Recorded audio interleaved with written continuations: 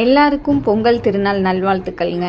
நான் ரொம்ப நாள் கழித்து எங்கள் வீட்டுக்கு போயிருந்தேன். உண்மையாலே ரொம்ப சந்தோஷமாக இருந்துச்சுங்க.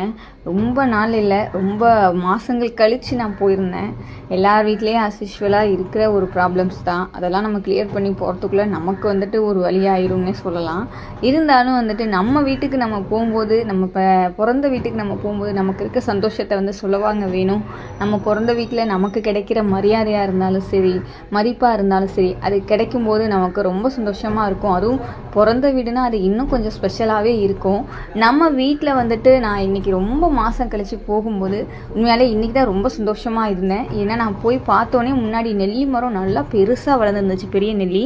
அதில் காய்கள் அழகழகாக காய்க்க ஆரம்பிச்சிருச்சிங்க. அங்கங்கே குட்டி குட்டியாக காயும்.